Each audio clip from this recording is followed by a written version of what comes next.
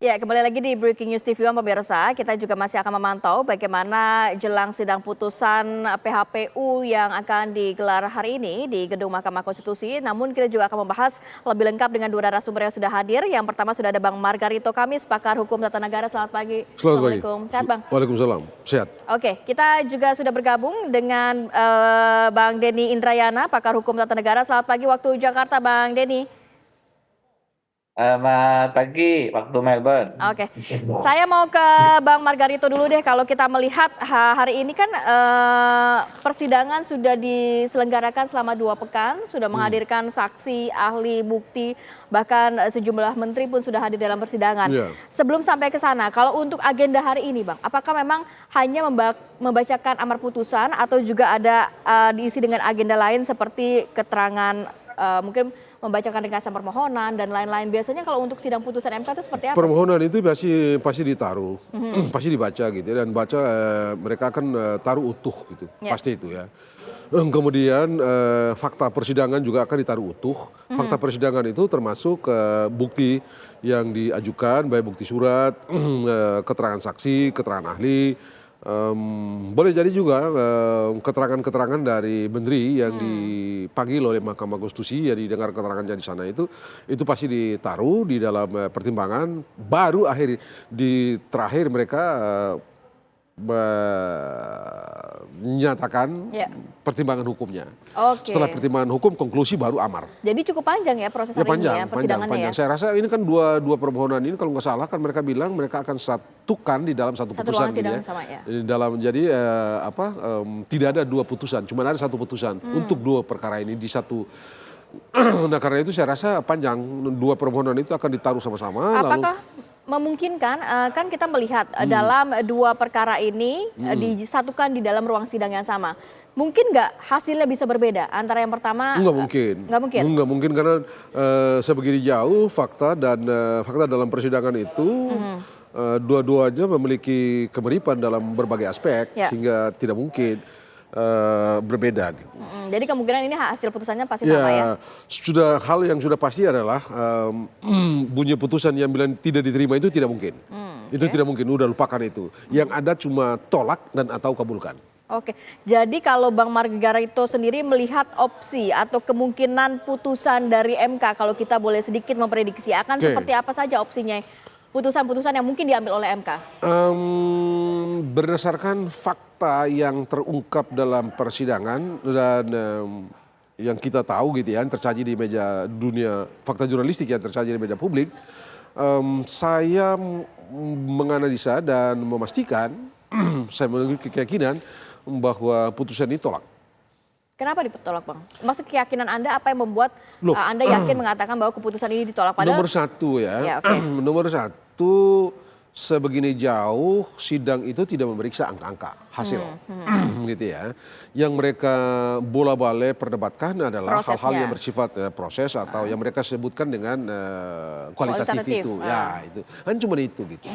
Akan berbeda halnya kalau angka sempat diperselisihkan, lalu katakanlah angka itu tidak memberikan pengaruh yang signifikan, tetapi itu didukung, tapi itu ada gitu, tapi didukung dengan soal lain, misalnya itu bansos dan segala macam.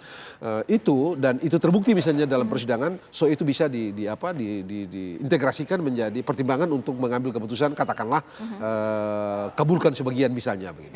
Nah, menurut saya sebegini jauh itu tidak tersaji di dalam persidangan. Apa sebenarnya yang menjadi pertimbangan dari hakim sendiri Bang? Kalau melihat kan sampai tadi malam pun masih diselenggarakan RPH hakim.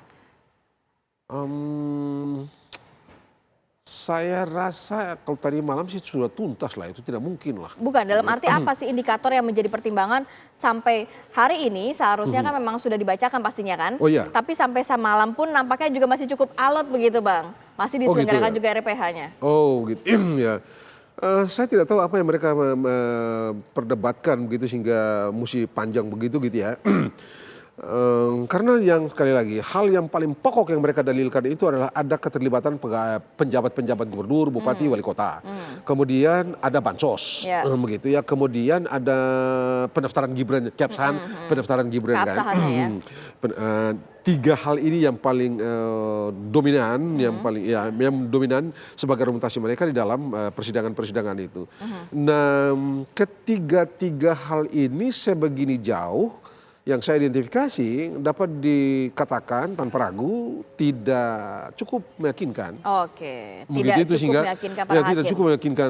Bagi saya tidak cukup meyakinkan. Oleh karena misalnya mereka mengatakan bansos ada pengaruhnya begitu ya. Tapi ini juga disanggah kan.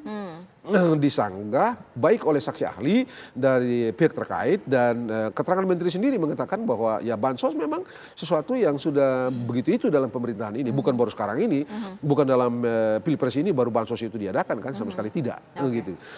Kemudian yaitu misalnya dari salah satu ahli dari pasangan 03 kalau tidak salah yang mengatakan bahwa ada sekitar 29% itu bansos-bansos itu memberikan pengaruh terhadap elektoral atau dia menjadi insentif elektoral gitu ya. Tetapi ternyata data yang diambil itu bukan data hasil riset atau survei terhadap pelaksanaan pemilihan pilpres kita di saat ini, tapi itu data-data dari Meksiko macam-macam gitu Oke, ya. oke.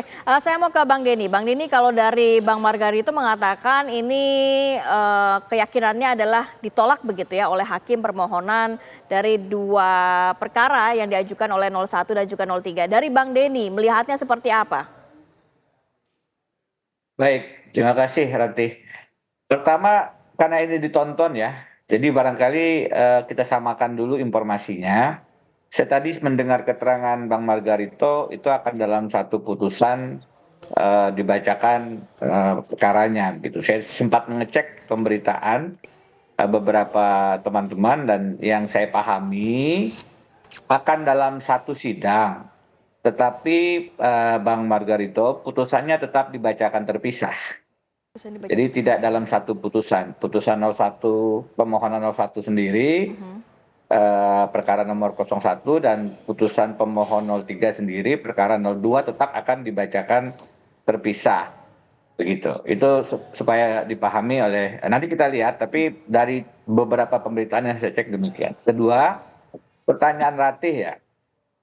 Nah ini memang akan sangat tergantung bagaimana hakim-hakim kemudian memilih akan condong ke arah Mahkamah Konstitusi yang butuh lebih progresif untuk mengabulkan permohonan-permohonan atau menjadi mahkamah kalkulasi yang akan cenderung lebih konservatif sehingga menahan diri untuk menggali lebih jauh data-data bukti-bukti yang dihadirkan para pihak.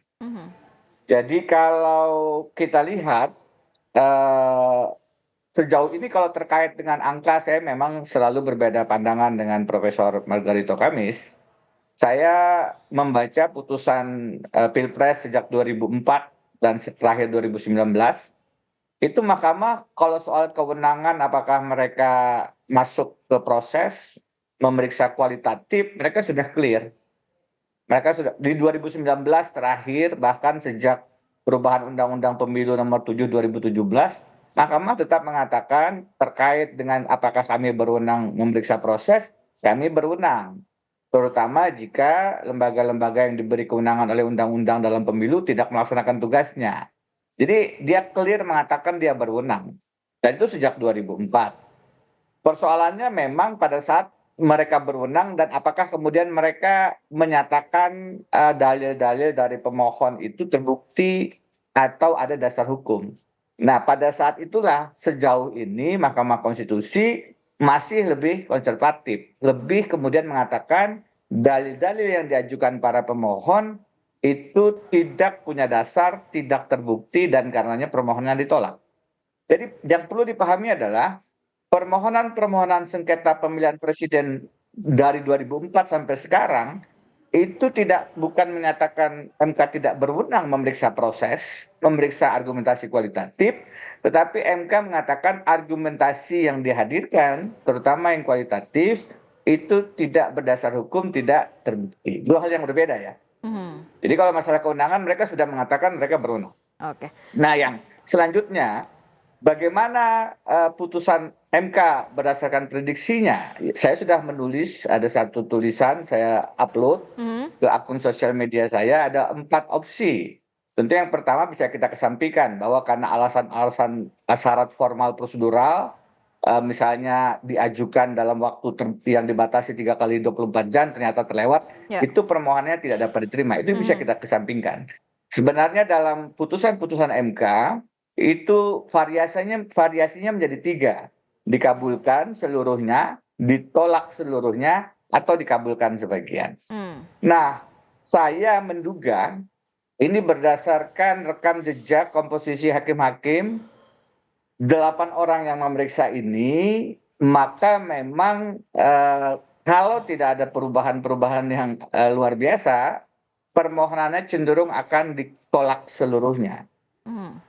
Dengan hanya memberikan beberapa catatan perbaikan pelaksanaan pemilihan presiden. Ya. Misalnya kepada KPU, lakukan perbaikan Mhm. Sirekap. Kepada Bawaslu, lakukan pengawasan tentang politik uang dan seterusnya dan seterusnya. Saya menduga, memprediksi putusannya akan demikian. Kalau putusannya akan mengabulkan sebagian, Mhm. dalam arti yang dimintakan pasangan calon nomor 01, Ya. yaitu hanya mendiskualifikasi cawapres Gibran Rakabuming Raka, Ya. ini memungkinkan secara teori, tapi dalam perjalanannya Mhm. menjadi sulit. Kenapa sulit?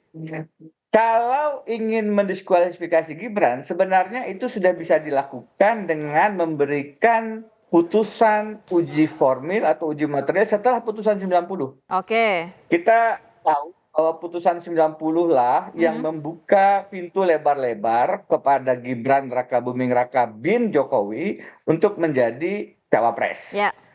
Itu pintu. Dan setelah itu ada beberapa permohonan yang menguji secara material putusan 90. Mhm. Yang artinya bunyi norma yang diubah dengan putusan 90 itu diuji lagi Ya. berdasarkan perkara berbeda. Semua permohonan ini ditolak oleh Mahkamah Baik, Konstitusi. Bang Denny. Termasuk uji formil. Bentar Mbak Ratih, Ya. sedikit saja. Termasuk Silakan. uji formil yang saya dan Zainal Arifin Mukhtar ajukan juga ditolak. Mhm. Karena itu, kalau kemudian dalam pengujian undang-undang ini, permohonan untuk sebenarnya mempersoalkan pencawapresan Gibran ditolak dalam pengujian undang-undang, menjadi lebih sulit bagi hakim konstitusi untuk mendiskualifikasi Gibran berdasarkan perkara PHPU. Mhm. Yang tadi PUU, Ya. pengujian undang-undang, kalau ini akan dibatkan di sini letaknya, kalau di PHPU Mhm. menjadi lebih sulit meskipun progresif untuk mengabulkan diskualifikasi pasangan calon Gibran. Bagaimana kalau mengabulkan seluruhnya? Ya. Lebih mustahil lagi. Lebih mustahil lagi. Hampir tidak mungkin begitu. Oke, berarti Karenanya kalau saya ditanya secara harapan saya ada langkah-langkah lebih progresif di pembuktian oleh hakim-hakim untuk melihat bahwa memang Presiden Jokowi cawe-cawe. Jangan bicara bansos secara normatif prosedural yang dijelaskan oleh 4 hakim, tetapi misalnya lebih substantif, kenapa dirapel 3 bulan dibayarkan menjelang hari H. Kalau dalam sidang itu ingin dicari pengakuan, ya memang ada bansos yang berdampak elektoral kata menteri, Ya. itu sama saja mereka minta dipecat oleh Presiden Jokowi. Oke.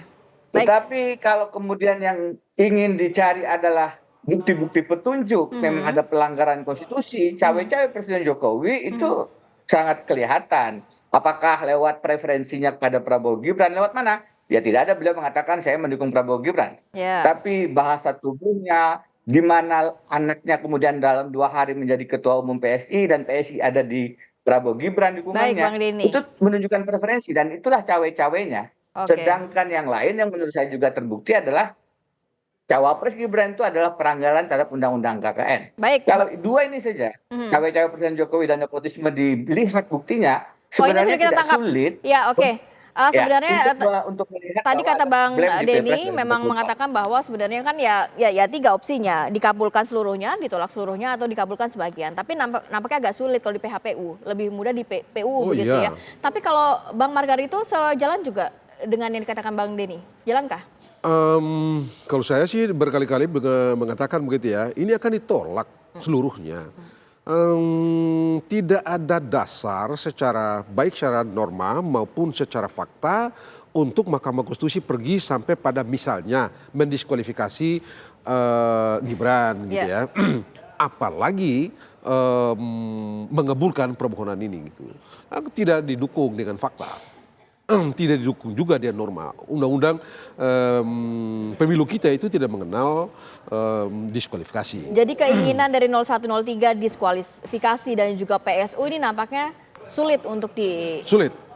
Saya yakin betul tidak akan terjadi. Oke. Karena itu tidak tersaji dalam persidangan. Baik. Saya setuju dengan Denny begitu ya. Boleh masuk dalam proses kalau hasil itu sempat diperdebatkan. Lalu katakanlah mendapat dari perdebatan hasil itu, oh iya meyakinkan ini, oh ada masalah dia. Tapi ini tidak memberikan pengaruh langsung atau signifikan terhadap perubahan perolehan suara. Lalu didukung dengan pemerintahan proses ini terlihat tidak masuk akal. Ada alasan memang untuk pergi sampai di situ. Tapi sebegini jauh, angka kan tidak pernah diperdebatkan. Sementara angka tidak diperdebatkan, hanya proses saja yang diperdebatkan kemarin, dan menurut Anda saksi, ahli dan juga buktinya kurang kuat untuk membuat hakim ini. Diperdebatkan proses-proses itu gitu. Misalnya soal bansos itu tadi gitu ya. Bansos yang mereka bilang ada pengaruh itu ternyata bukan survei terhadap bansos di tengah pilpres kita. Tapi bansos itu diambil dari angka-angka itu didapat dari kajian-kajian akademik gitu ya. Jadi menurut saya tidak beralasan untuk Mahkamah Konstitusi menyimpulkan bahwa terjadi pengaruh bansos dan seterusnya. Baik, oke. Sama sekali tidak. Nanti kita akan lanjutkan lagi perbincangan, tapi kita harus jeda dulu sejenak. Kita kembali sesaat lagi.